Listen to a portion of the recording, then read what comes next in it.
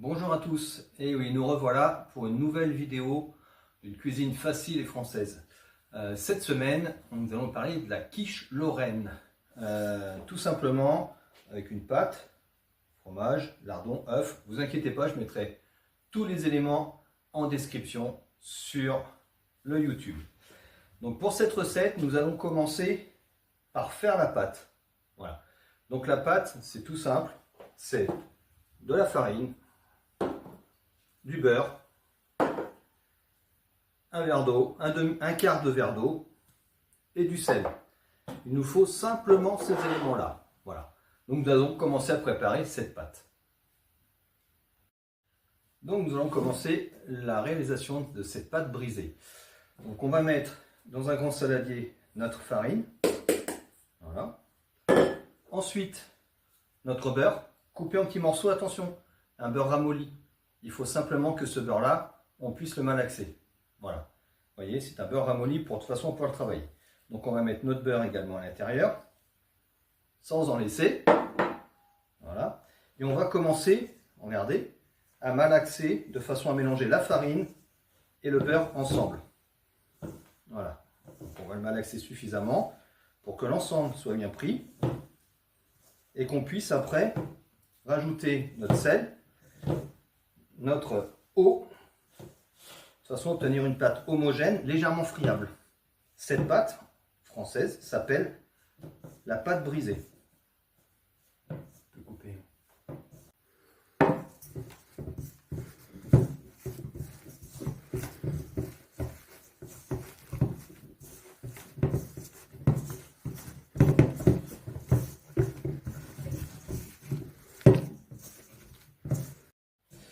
Je malaxe, j'ai rajouté mon eau dedans, j'ai rajouté mon sel, environ 2-3 tours de moulin à sel, et je continue à malaxer de façon à ce que la pâte devienne légèrement élastique et ne colle pas au fond du saladier.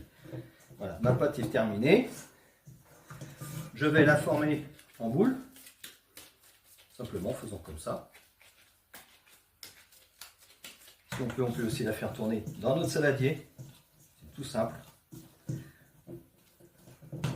Voilà. Voilà une belle boule de pâte brisée. Cette boule de pâte brisée, nous allons la poser sur un papier sulfurisé ou dans un papier cellophane, de façon à la laisser reposer 1 heure au réfrigérateur. La raison, de pouvoir la travailler plus facilement, qu'elle ne se casse pas et qu'on puisse la mettre après dans le plat à tarte ou à quiche. Voilà. Et ceci. Maintenant, nous allons préparer notre appareil à quiche. Alors, pour cet appareil à quiche, je vous rappelle, il nous faut un 3/4 de tasse de lait, 6 œufs frais, du fromage râpé, de l'emmental de préférence, sel, poivre, un fouet et surtout le petit saladier pour mettre nos déchets. Donc, on va commencer par casser nos œufs. Hop, on vérifie qu'il n'y ait pas de coquilles qui restent dedans quand même. Voilà, comme ceci. Hop. Donc ça, c'est pour 6 personnes cette quiche. Après, vous pouvez diminuer légèrement les quantités si vous voulez la faire pour 4 au prorata des quantités qu'on va vous mettre sur la partie description du YouTube. Voilà. Une fois que c'est fait, on va commencer à battre ces œufs comme une omelette classique. Voilà. On bat bien ces œufs de façon que l'ensemble soit très mélangé. Que le blanc et le jaune soient mélangés tous les deux. Alors on mélange vigoureusement, hein. C'est pas simplement battre un petit peu, on bat bien les œufs, comme ceci. Une fois qu'on a battu, on va rajouter environ 2 pincées de poivre et on va rajouter 3 tours de moulin à poivre. Et le sel. Voilà. On rajoute aussi, sans oublier, notre lait. De façon à ce que le mélange soit plus onctueux, plus aérien. Vous verrez une fois la cuisson comment ça va faire.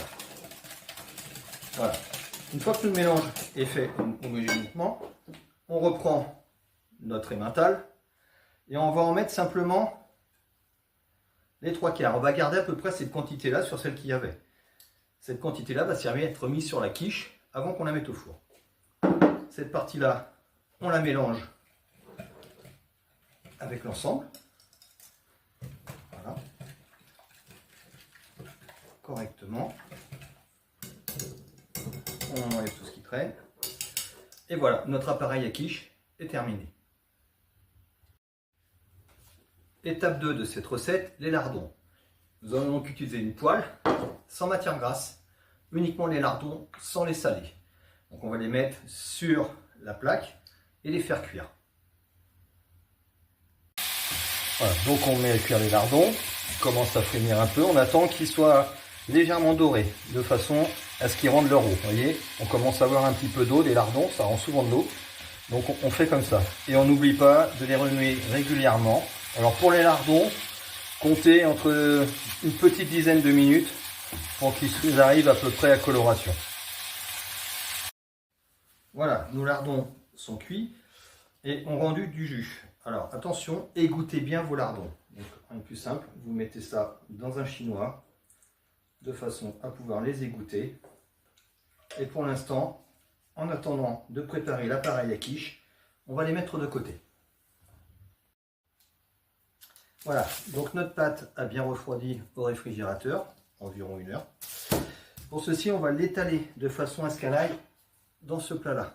On va faire notre fond de tarte. Alors, pour l'étaler, un plus simple, on va prendre un petit peu de farine que l'on va étaler là, de façon à ce que la pâte ne colle pas sur notre plan de travail. On va la poser dessus. On va prendre notre rouleau à pâtisserie, sur lequel on va mettre aussi un petit peu de farine, et on va commencer à étaler notre pâte. Alors on la tourne d'un quart de tour à chaque fois, comme ceci, de façon à pouvoir l'étaler en cercle. On n'hésite pas à la retourner. Voilà. Et on va faire un abaissement de pâte d'environ, on va dire à peu près 5 mm. Voilà, pas trop épais pour que ça reste onctueux.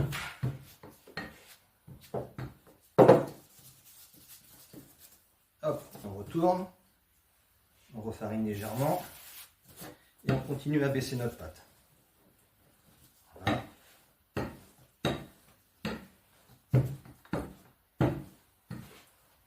Alors, on va venir vérifier au fur et à mesure que notre pâte soit du diamètre plus 3 cm autour, de façon à ce qu'elle puisse rentrer correctement dans le moule.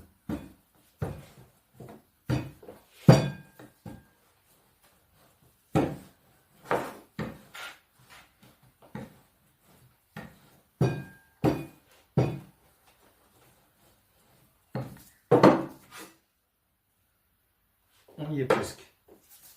On va la décoller légèrement. Voilà. Donc si ça casse un peu sur les côtés, vous la ramenez, vous appuyez dessus et en fin de compte, la pâte va se remettre correctement.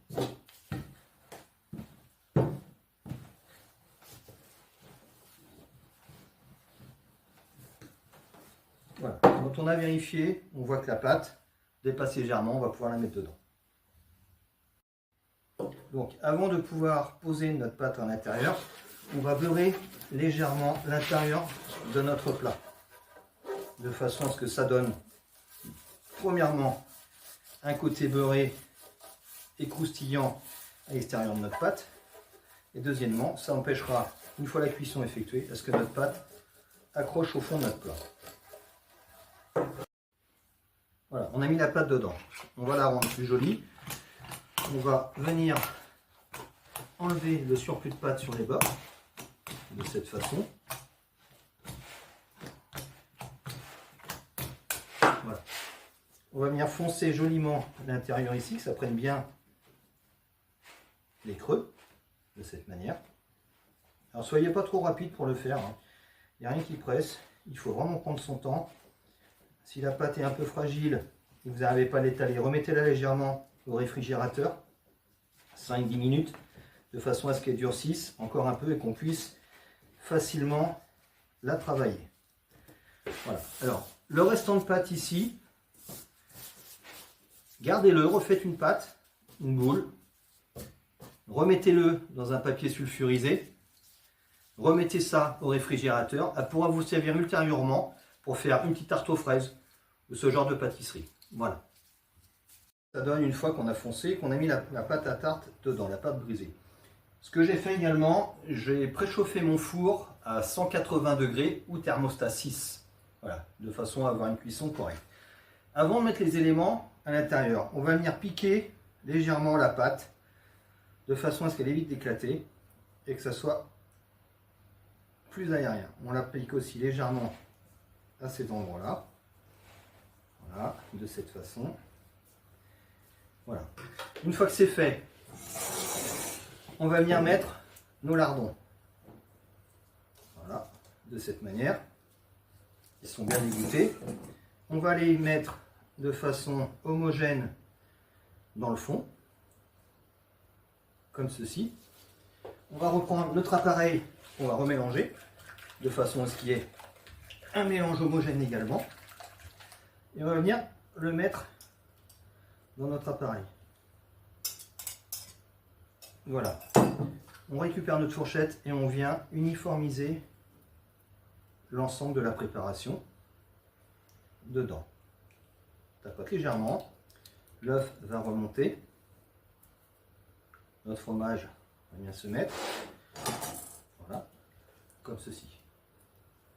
Une fois que c'est fait, le reste de fromage que l'on avait, on le reprend et on l'étale légèrement. Cette astuce va vous donner une surface dessus croustillante, puisqu'à la fin de cuisson, on va mettre notre four pendant à peine 5 minutes sur grill, de façon à ce que notre fromage gratine. Voilà. Notre quiche est terminée. Il ne reste plus qu'à la mettre au four et attendre que ça cuise. Notre four est chaud. On va prendre notre quiche. On va la mettre au four, position du milieu. Et c'est parti pour 35 minutes de cuisson. Par contre, au bout de 30 minutes, vous regardez un peu ce que ça donne au niveau de la pâte. Il faut qu'elle soit dorée et jolie. À partir de ce moment-là, on va la retirer du four. Et voilà, notre quiche est cuite. Nous l'avons cuit 35 minutes au four, avec les 5 dernières minutes en partie grill, à peine 5 minutes. Voilà. Donc on va attendre qu'elle refroidisse un petit peu, de façon à la sortir.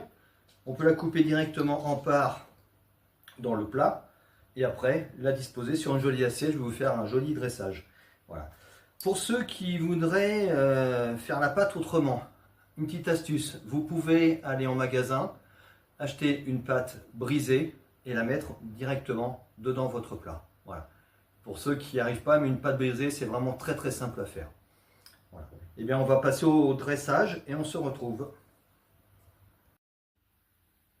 Et voilà, la quiche est légèrement refroidie, coupée, mise dans une assiette. Vous pouvez la manger avec quelques petites tomates et un petit peu de salade si vous voulez. Bien évidemment, vous retrouverez dans les commentaires tout ce qui concerne les ingrédients avec leur grammage, les ustensiles nécessaires et les temps de cuisson. Voilà, voilà. Et bien écoutez, je vous souhaite un bon appétit et à la prochaine vidéo.